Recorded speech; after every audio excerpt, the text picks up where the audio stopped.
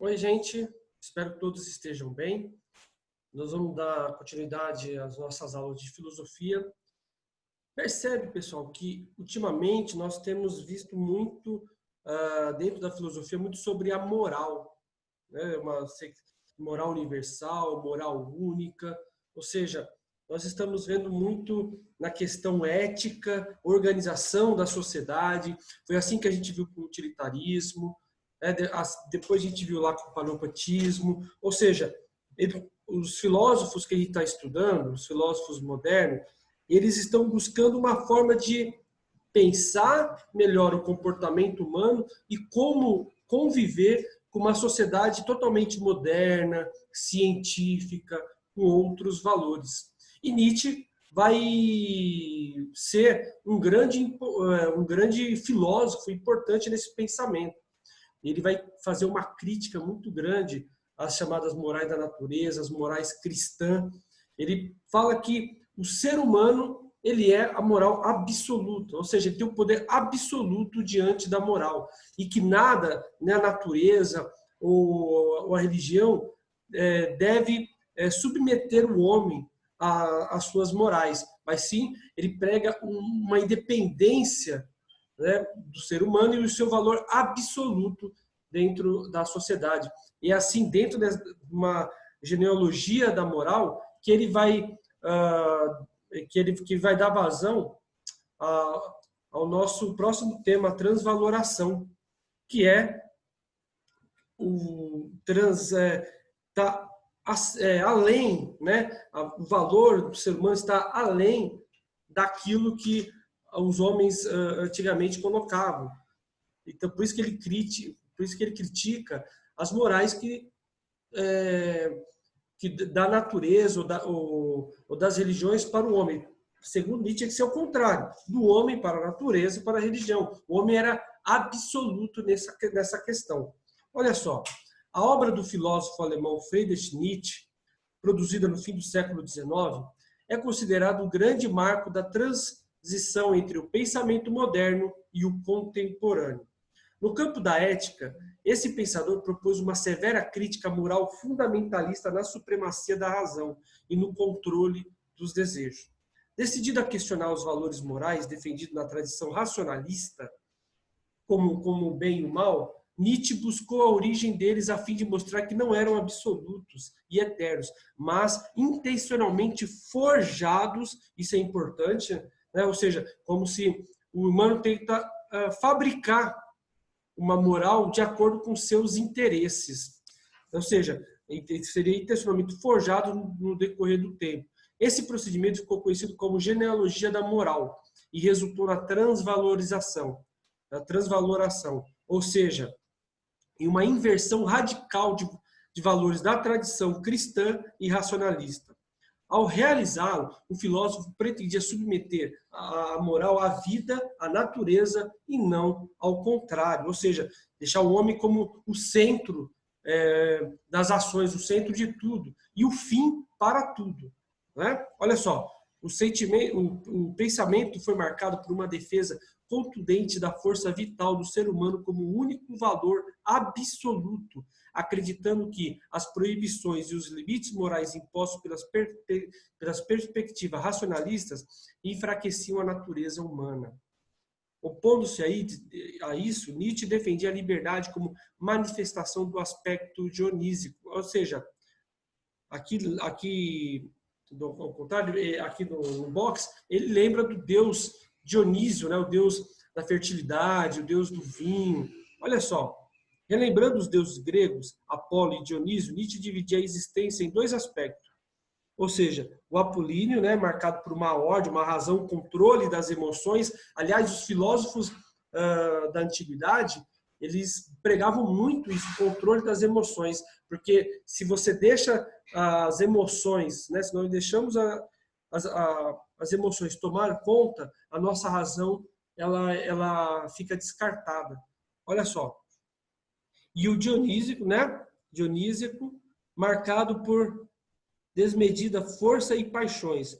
Na ética, ele contrasta o aspecto apolíneo das normas morais e os aspectos dionísicos dos impulsos vitais. Olha só como é que ele faz uma comparação, ele coloca o ser humano no centro. É quase como a gente chegar novamente lá, um pouco para trás, né? Iniciando com o Renascimento, a gente tem o antropocentrismo, o homem, né, no centro do universo. E depois, na Idade Moderna, ele vai, junto com o humanismo, né, ele vai colocar todas as ações humanas na frente de qualquer coisa. Olha só, para Nietzsche, tudo que existe seria dotado de impulsos que agem e se relacionam entre si, se interagem, né, de modo diferente a cada momento. É por isso que eu falei com vocês certa vez que Nietzsche coloca a moral de acordo com o ambiente que está inserido. Para ele não existe o universal, um comportamento universal que o homem deve adotar.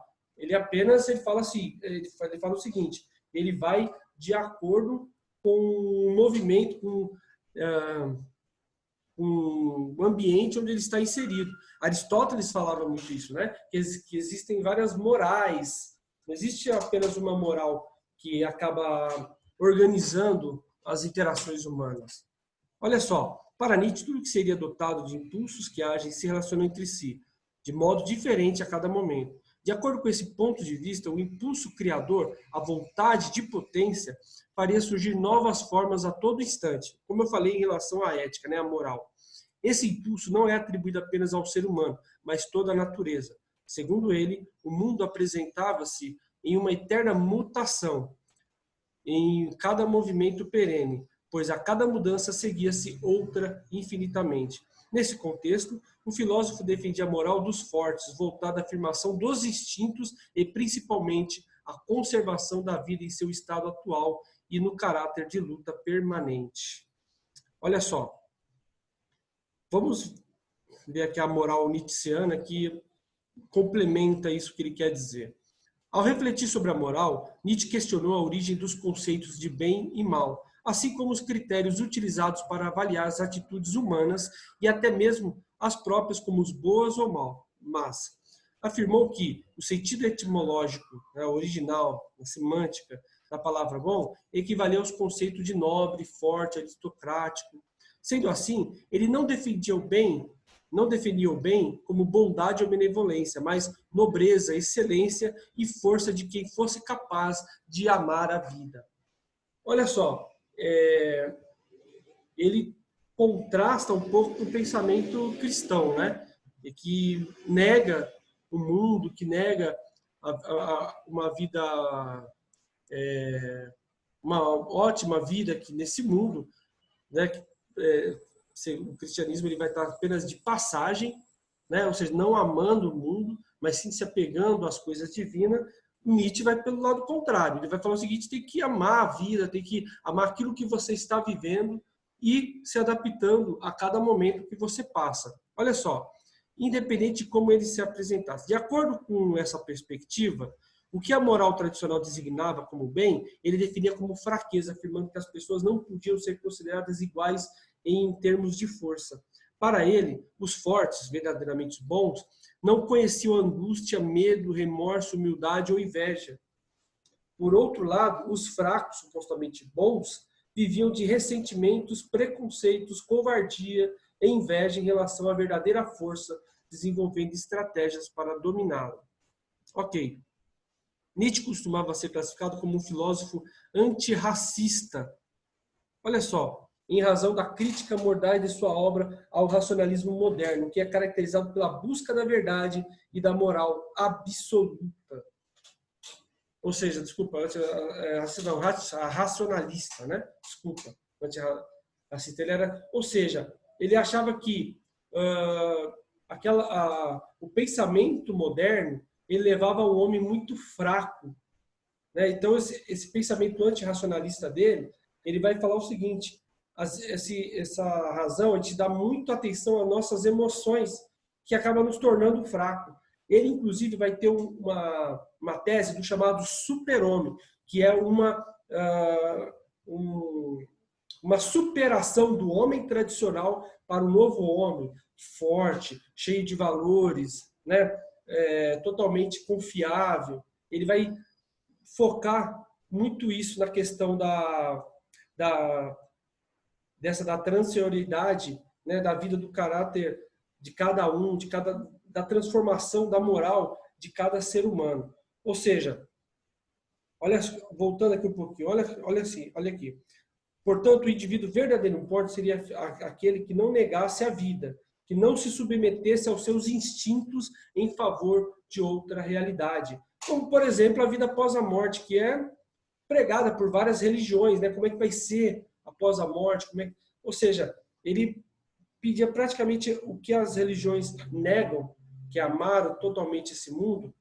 As religiões pedem mais para amar o próximo e negar o mundo, principalmente a moral cristã. Né? E ele vai totalmente contrário a isso. Ele vai falar que não negasse a vida, que amasse esse mundo e que não submetesse a instinto, a emoções, ou como a gente pode entrar um pouquinho mais em relação à fé. Né? Vamos lá. Ele afirmava ainda que o indivíduo sob o domínio da moral dos fracos teme a solidão, sentindo-se impotente sem a explicação e o sentido que o grupo oferece à sua realidade. Sendo refém da obediência, ele sente necessidade da paz do rebanho, da resposta da massa e do pressuposto da felicidade eterna.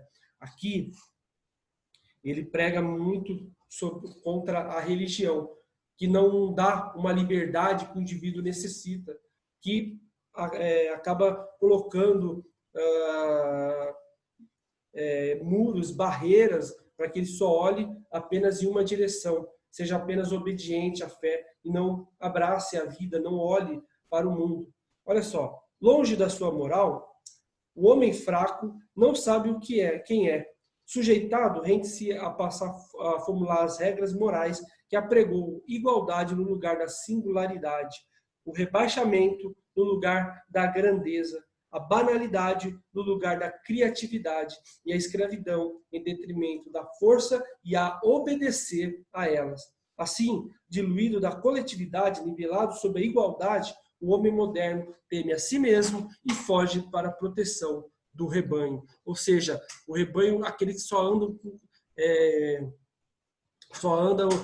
obedecendo, né? Só anda a mesma fileira, não olha para os lados. Ou seja, tem segundo ele, esse homem fraco, ele tem uma dependência muito grande, né, de obedecer, de seguir umas regras morais bem definidas, que, segundo Nietzsche, acaba aprisionando essas pessoas. E ele coloca aí o Estado, a religião, como formas de colocar esse rebanho em ordem e assim tirar a liberdade das pessoas. Ok? Pessoal, tenho para refletir, nós vamos comentar durante as nossas lives.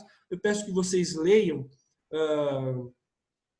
um pouco do que a gente está vendo nesse texto e procure informações sobre a questão do super-homem, que tem, segundo Nietzsche, que busca essa transvaloração do ser humano. É importante para complementar esse pensamento que o Nietzsche quer deixar para a gente, que colocar o ser humano no centro. O ser humano e a singularidade, a particularidade em detrimento de um rebanho, de pensamentos coletivos que só levam à obediência. Ok? Então, pessoal, a gente fica por aqui e até a nossa live. Tchau!